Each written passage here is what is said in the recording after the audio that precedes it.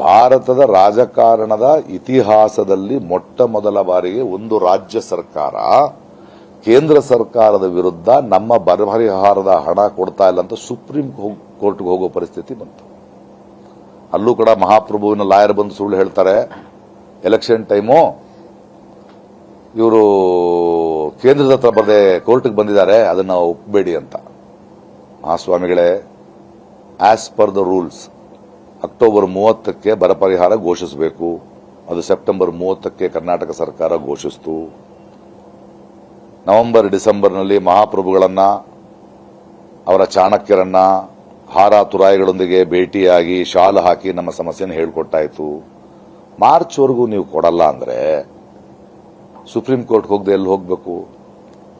ಈ ಇಡೀ ಪೀರಿಯಡ್ನಲ್ಲಿ ಆ ಬರ ಪರಿಹಾರ ನಮಗೆ ಬಂದಿದ್ರೆ ನಮ್ಮ ರೈತರಿಗೆ 10 ರಿಂದ 12 ಸಾವಿರ ರೂಪಾಯಿ ಸಿಕ್ಕಿರೋದು ಈ ಕಷ್ಟ ಕಾಲದಲ್ಲಿ.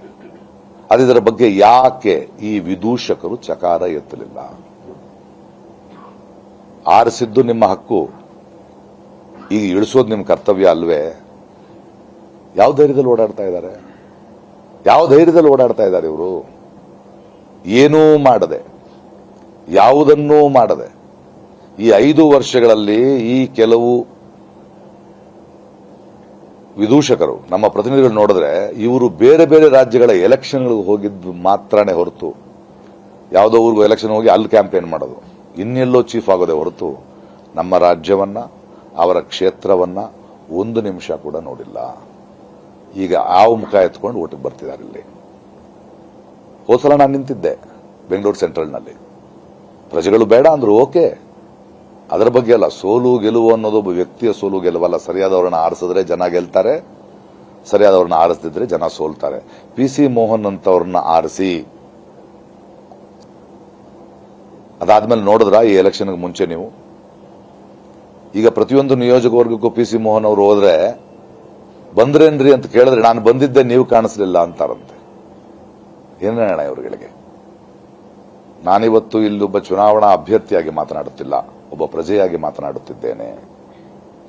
ತೇಜಸ್ವಿ ಸೂರ್ಯ ಇರಬಹುದು, ಅವರುಗಳ ದ್ವೇಷದ ಭಾಷಣಗಳನ್ನು ನೋಡಬಹುದು. ಒಂದು ಯಾವುದೋ ಕೋವಿಡ್ ಟೈಮ್ನಲ್ಲಿ ಲಿಸ್ಟ್ ಇಟ್ಕೊಂಡು ಮುಸ್ಲಿಮರು ಅಂತ ಇಟ್ಕೊಂಡು ಹೋದವ್ರ ಮನುಷ್ಯ ಅವನು. ಇತ್ತೀಚೆಗೆ ಒಂದು ಬ್ಯಾಂಕ್ ಸ್ಕ್ಯಾಮ್ನಲ್ಲಿ ಸಿಕ್ಕಾಕೊಂಡಿದ್ದಾರೆ. ಬಾಂಡ್ಗಳ ಬಗ್ಗೆ ಮಾತಾಡ್ತಾ ಇಲ್ಲ, ಭ್ರಷ್ಟಾಚಾರದ ಬಗ್ಗೆ ಮಾತಾಡ್ತಾ ಇಲ್ಲ, ನಿಮ್ಮ ಬಗ್ಗೆ ಮಾತಾಡ್ತಾ ಇಲ್ಲ. ಸೋಲೋದು ಗೆಲ್ಲೋದು ಅವರಲ್ಲ, ನೀವು ನಾವು. ದಯವಿಟ್ಟು ಯೋಚನೆ ಮಾಡಿ ವೋಟ್ ಮಾಡಬೇಕಂದ್ರೆ ಈ ಸಲ ಲಾಸ್ಟ್ ಟೈಮ್ ನಾನು ಬೆಂಗಳೂರು ಸೆಂಟ್ರಲ್ ನಿಂತ್ಕೊಂಡಿದ್ದ ಹೇಳ್ತಾ ಇದ್ದೇನೆ, 52% ವೋಟಿಂಗ್. ವೋಟು ಮಾಡಿದವರಿಗಿಂತ ವೋಟು ಮಾಡದೇ ಇರೋರು ಬಹಳ ದೊಡ್ಡ ಕ್ರಿಮಿನಲ್ಸ್ ಅಂತೀನಿ ನಾನು. ತಪ್ಪು ಮಾಡಿರೋದು ನೀವು ವೋಟ್ ಮಾಡದಿದ್ರೆ ನಿಮಗೆ ನಾಳೆ ಪ್ರಶ್ನಿಸೋ ಹಕ್ಕೆಲ್ಲಿ ಸಿಗುತ್ತೆ ಸ್ವಾಮಿ? ಏನನ್ನು ಪ್ರಶ್ನೆ ಮಾಡ್ತೀರಿ? ಯಾರನ್ನು ಪ್ರಶ್ನೆ ಮಾಡ್ತೀರಿ? ಆಯ್ಕೆಯ ಪ್ರಕ್ರಿಯೆಯಲ್ಲೇ ನೀವೆಲ್ದಿದ್ರೆ ನಿಮ್ಮನ್ನ ಪ್ರತಿನಿಧಿಸುವವರು ಕೆಲಸ ಮಾಡ್ತಿದಾರ ಇಲ್ವಾ ಅಂತ ಕೇಳೋ ಹಕ್ಕು ನಿಮಗೆ ಎಲ್ಲಿಂದ ಬರುತ್ತೆ?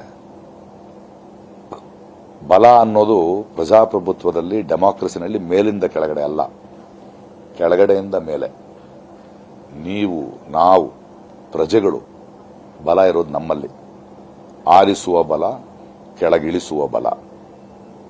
ಆದ್ರಿಂದ ಈ ಸಲ ಹಿಂದಿಗಿಂತ ಹೆಚ್ಚಿನ ಪರ್ಸೆಂಟೇಜ್ ವೋಟ್, ಹತ್ತತ್ರ 33 ಲಕ್ಷ ಜನ ಬೆಂಗಳೂರಿನ 4 ಕ್ಷೇತ್ರಗಳಲ್ಲಿ ವೋಟ್ ಮಾಡಿಲ್ಲ ಅನ್ನೋ ಒಂದು ನಗ್ನ ಸತ್ಯ ಹೊರಗಡೆ ಬಂದಿದೆ. ನಾಚಿಕೆ ಆಗ್ಬೇಕು ನಮಗೆ ನಾಚಿಕೆ ಆಗ್ಬೇಕು.